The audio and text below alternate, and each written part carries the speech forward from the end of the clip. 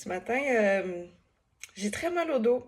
Ça va pas bien. Fait que j'en profite pour te montrer comment on fait un cataplasme d'argile parce que dans des douleurs comme ça fait énormément de bien. On peut le faire. Moi, j'ai mal au bas du dos aujourd'hui, mais ça pourrait être ailleurs aussi. On pourrait le faire sur un genou, une épaule. Une épaule, ça se fait un peu moins bien parce qu'on peut pas comme bien l'attacher.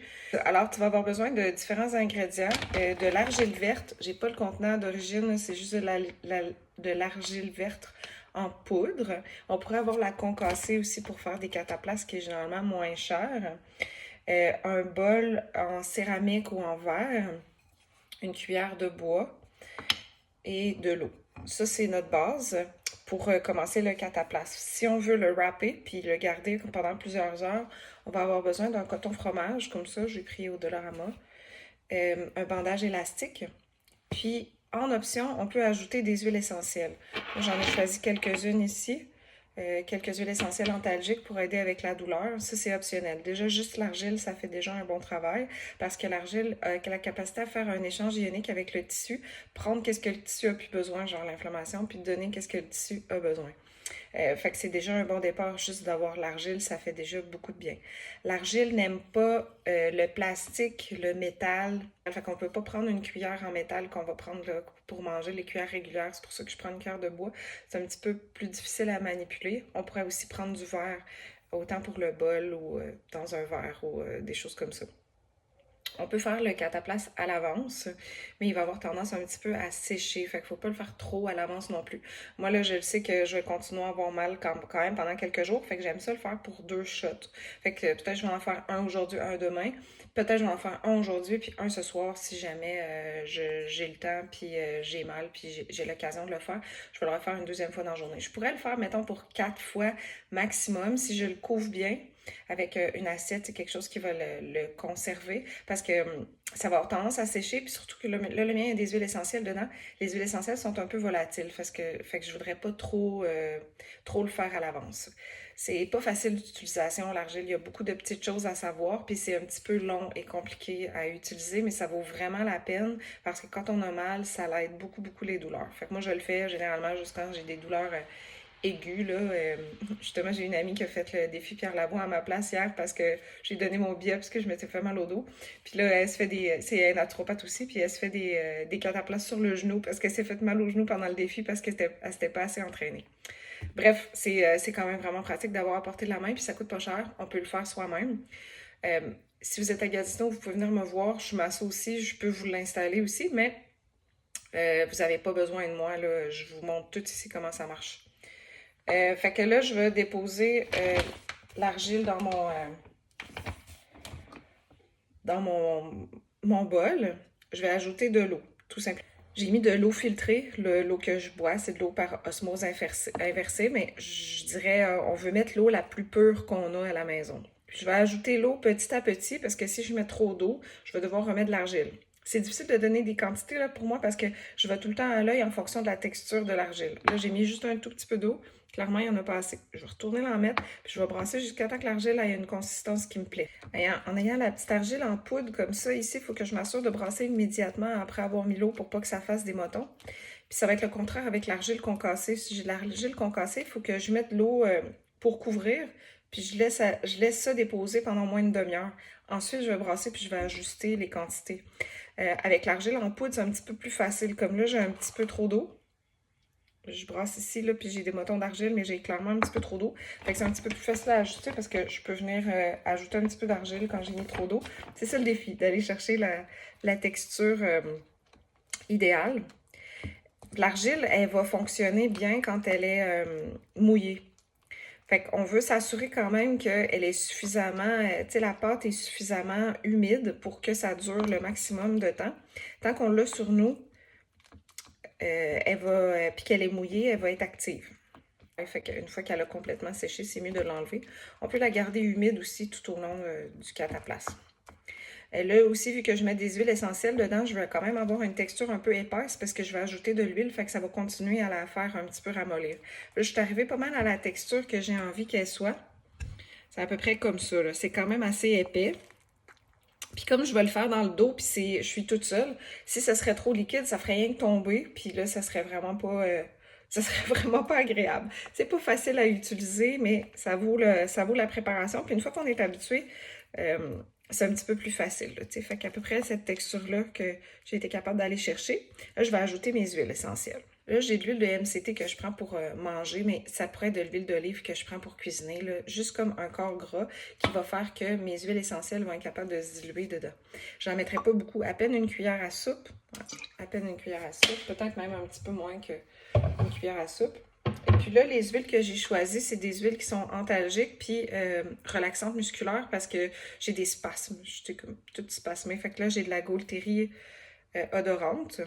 Je vais mettre une vingtaine de gouttes pour 2 cataplasmes. Puis elle a un kick de... Elle fait comme une petite chaleur froide, puis elle pique et caustique pour la peau. Fait que je veux pas en mettre trop. Déjà là, ça, je le sais qu'en faisant ça, je vais avoir un petit picotement. Fait que si vous avez la peau sensible, il faudrait diminuer un petit peu les quantités. Ça, c'est un autre Gaultérie, la couchée. Je vais mettre à peu près la même quantité ou un petit peu moins, pour que ça pique trop. Je ne compte pas vraiment, c'est pas une science exacte, hein, mais ça donne une idée. Ça, ici, c'est du basilic tropical, c'est pour les spasmes musculaires. Et c'est un antispasmodique, en fait. J'en mets la même quantité ou un petit peu moins. Puis ici, le clou de girofle, qui est la super huile antalgique. C'est l'huile essentielle des dentistes qu'on se met dans la bouche quand on a bien mal aux dents pour arrêter de les sentir. Fait que ça, je vais en mettre à peu près la même quantité aussi. Voilà. Là, je pourrais prendre une petite cuillère de métal aussi pour tout brasser ça, mais juste en le faisant comme ça va être suffisant. Parce que les huiles essentielles, c'est pas grave si... le contact avec le métal, c'est l'argile. Fait que c'est ça, ça m'en fait pas beaucoup. Là. J'ai à peine un peu plus qu'une cuillère à soupe là-dedans. Je vais le déposer au complet dans le bol avec l'argile. Puis je vais brasser. Encore là, ça c'est optionnel. Mais ça fait quand même une différence quand on le met de sentir cette petite chaleur-là, ce petit picotement, puis le côté antalgique des huiles. C'est comme réconfortant quand on a mal. Là, j'ai pas mis de menthe poivrée parce que le bas du dos, au moins mon bas du dos, mais ça arrive souvent pour bien du monde, que le bas du dos aime pas trop le froid. Mais généralement, quand il y a des inflammations, on a tendance à aimer le froid. La menthe poivrée, c'est une huile essentielle qui est très très froide. Elle fait comme l'effet glaçon. Donc, si, par exemple, je réponds bien à la glace, si je me serais fait mal à un genou, comme mon amie Brigitte, là, qui a eu de la misère avec le défi, tu sais, probablement qu'elle, avec de la glace sur son genou, ça fait du bien, ben à ce moment-là, la menthe poivrée serait tout indiquée. Je pourrais pu mettre des huiles un petit peu plus douces aussi, comme j'aurais pu m'en tenir avec le basilic tropical puis de la lavande, des genres d'huiles essentielles comme ça qui sont douces. Là, je suis allée avec des choses un petit peu plus costaudes pour l'inflammation. Fait que ça a changé un tout petit peu la texture. Puis pour moi, ça, c'est parfait. C'est la texture idéale. Là, je vais aller dans le miroir, parce que c'est ça le défi de s'installer ça dans le dos.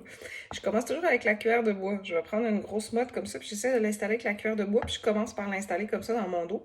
Puis ensuite, je vais finir avec ma main. Je vais enlever une main, je vais enlever l'argile de sur la cuillère de bois, puis je vais venir l'étendre comme il faut sur le bas de mon dos, partout où j'ai mal, puis je vais mettre une bonne couche. J'essaie de mettre comme ça d'épais. C'est sûr qu'en l'étendant, c'est pas uniforme, là, c'est pas... Fait que comme je disais, il faut que ce soit mouillé pour que ça fonctionne. Fait que si je mets juste une petite couche mince, ça va tout de suite sécher puis ça marchera plus. Mon coton fromage, ça c'est mon petit truc. Le coton fromage, je vais le mouiller. Fait que je vais le couper juste là, la longueur du bas de mon dos. Fait que comme ça ici, je vais le couper là, puis je vais le mouiller avec... je vais vraiment là, le passer en dessous de l'eau au complet, puis je vais venir l'ajouter après là, sur mon argile. Je te montre le reste après. Alors c'est fait, c'est ça que ça donne. Si c'est la première fois que vous le faites, je vous conseille fortement d'avoir de l'aide, puis de vous coucher sur le ventre, puis avoir quelqu'un qui vous l'applique, quelqu'un de gentil et patient. En le faisant, justement, là, j'ai échappé une petite cuillerée à terre. Là. Tu sais, c'est pas facile d'utilisation. Mais j'ai quand même une pas pire couche, pas ça d'épais, là, mais j'ai une pas pire couche. J'ai coupé, mouillé mon coton fromage, fait que je vais juste venir l'embarquer ici, puis ça va coller. Je le mets partout où il y a de l'argile. Voilà. Je peux réuniformiser un petit peu. Là, ça colle. Ça commence à être un petit peu plus facile d'utilisation. Puis je vais venir prendre mon bandage élastique ici. Puis je vais tout m'emballer là-dedans.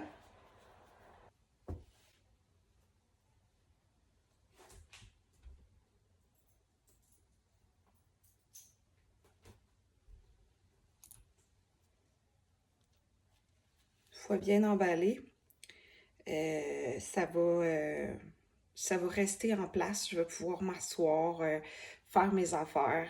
Ça bouge pas, là. Si c'est bien installé, ça bouge pas. J'ai jamais fait en dormant, mais je sais qu'il y a des gens qui le font, ça pour dormir, qui le gardent toute la nuit. Moi, je le garde à peu près un 3-4 heures, mettons.